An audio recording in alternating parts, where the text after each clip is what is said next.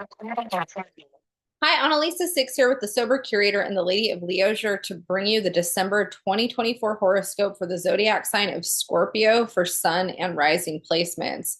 Hi, welcome to December. It's December 3rd as I'm recording this. I really try to get these out before December 1st, but life took another turn for me. It's Mercury retrograde in Sagittarius, and I woke up a couple days ago with a huge termite infestation in my bathroom, and it just threw off my entire weekend. And my sister was coming from out of town, so I was just working really hard to try to get my apartment into a place where I felt like I could have her.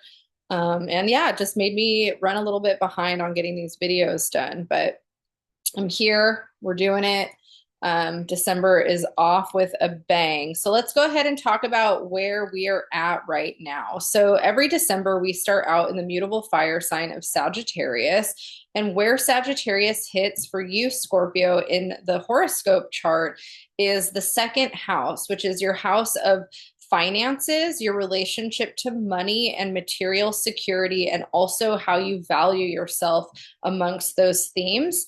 Here we have the sun, the moon, and Mercury to start out the month. So we do start December 1st out with a new moon in Sagittarius. So this is a really good time for you to set intentions around your finances since it's hitting in the financial area of the chart. Also, with Mercury here, it can be really positive to focus on financial planning. And because Mercury is retrograde, it's also a positive time to reflect, review, and reassess your relationship to money, what material security means to you, and issues around self-worth that may come up for you during this time.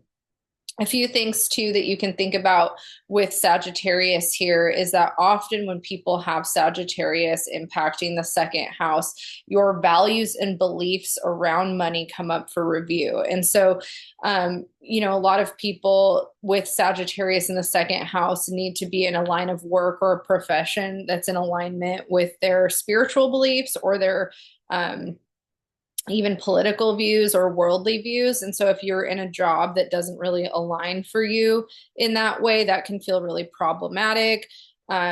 If you are having kind of a weird relationship with finances or money, you might be in a point of reflecting on what that is. So all of those things come up.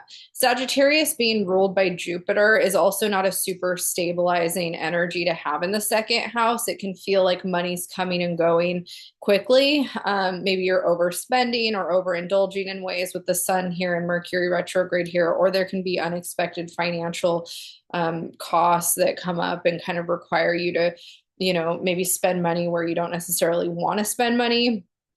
And maybe being in that situation could have you reflecting on your relationship to money as well. So that's a theme that comes up for you during the beginning of December. We do have Mercury retrograde and Sagittarius passing through this area of the chart for the first 2 weeks of the month. So if you feel like material security or finances is a little bit wonky, that could be why.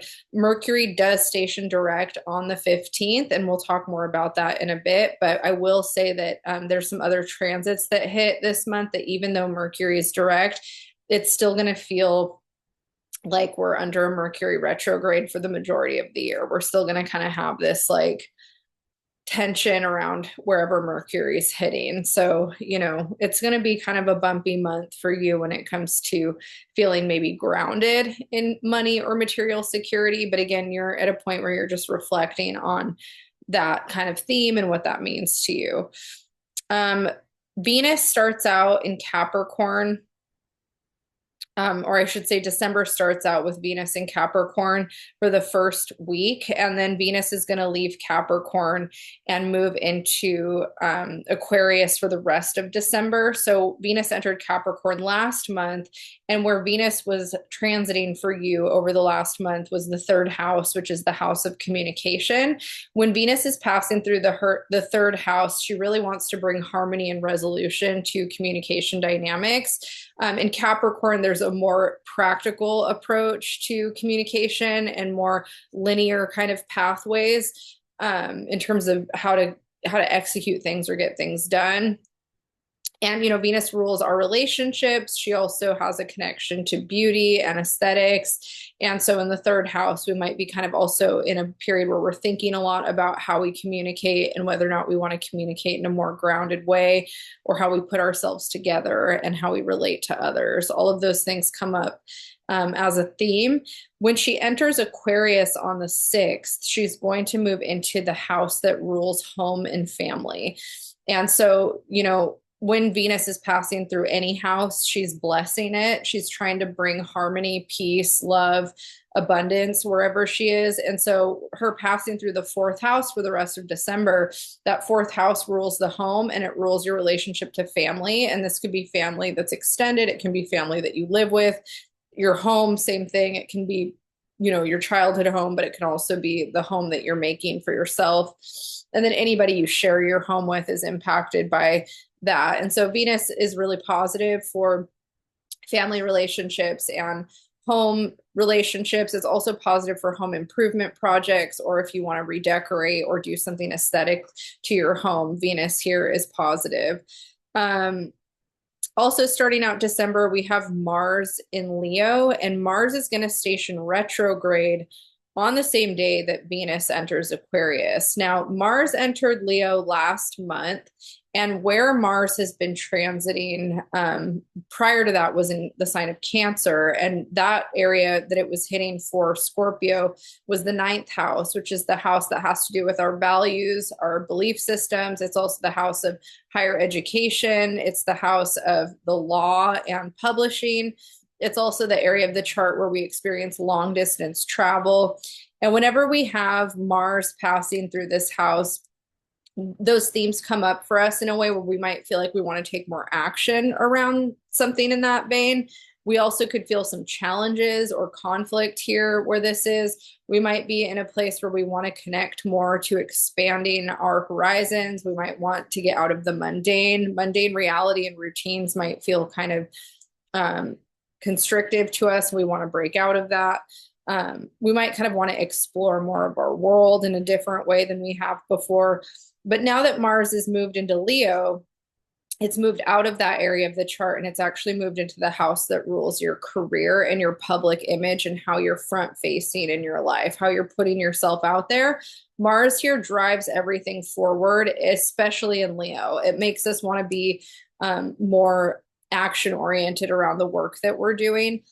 And when it stations retrograde, we're going to be, maybe getting slowed down a little bit in where we thought we were supposed to be pushing our energy. And Mars is Scorpio's ruler. So this is a big deal for you because, Scorpio and Leo square each other. There's a tense square that happens. Venus is in Aquarius. There's also, a square that happens. So we've got a lot of fixed, hard energy happening over this next time, which feels tense. But again, tension and pressure is what makes diamonds. It's how we move towards things that we want to move towards. And even though Mars retrograde in the career house could feel like we're pushing through some mud, or maybe we're kind of experiencing some humbling moments, it's here to kind of help us learn things that we need to learn in order to be successful later.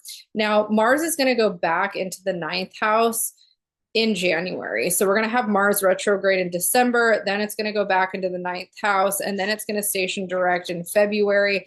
It's not going to enter the 10th house again until mid-April, and it's not going to leave Leo until June. So we have a really long Mars transit that all of us are being impacted by. And Scorpio, you're being impacted in the 9th and 10th house. So values and beliefs.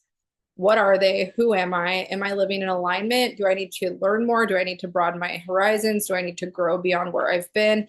And then how does that impact what I'm doing in the world? How does that impact my career and how I'm moving forward in the work that I'm doing?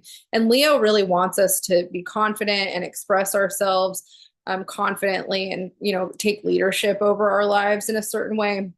So if we're struggling with any of that, we're going to be shown different ways to step into that.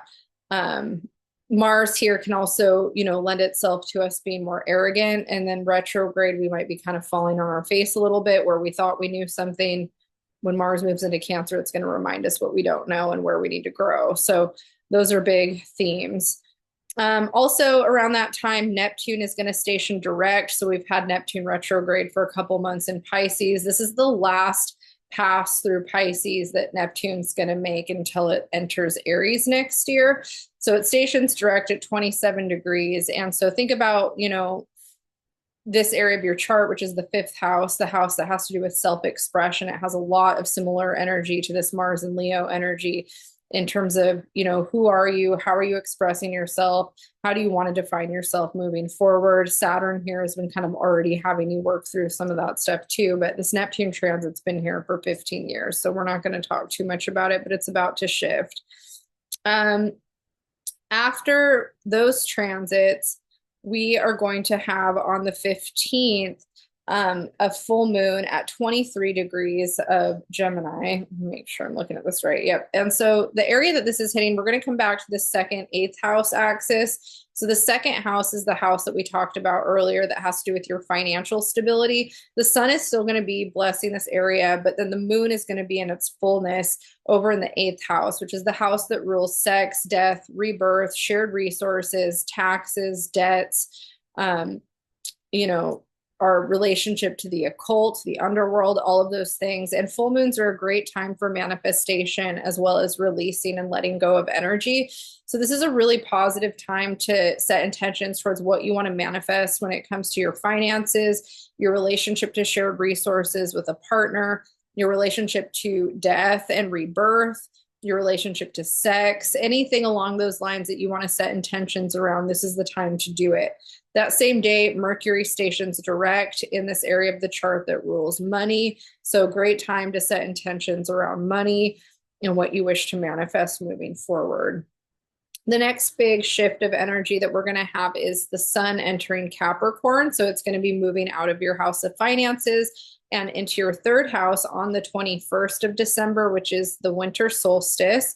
And so, again, communication themes will be highlighted for the rest of December. And, you might be supported in taking a less emotional approach and a more practical approach towards mundane matters, especially when it comes to how you're perceiving things. This house is also the house that rules siblings and neighbors. So things around that could come up for you over the course of this transit during Capricorn season as well.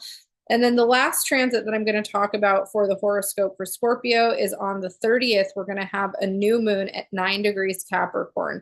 And so this is happening in the third house as well, and is a great time for you to set intentions around the things that you want to work on when it comes to your communication and how you're perceiving information. And again, anything with neighbors and siblings, if there's things that you want to manifest or bring in more energy, that's also supported. All right, Scorpio, I'm going to leave you there. If you would like a bigger breakdown on the month ahead, I do have the astrology forecast for the entire month of December, and you can find that at the top of this playlist. And I am also available for one-on-one readings. You can email me at analisa6@theladyofleisure.com or find me at ladyofleisure.com or thesobercurator.com. And I will see you all in the new year. I wish you the best of luck.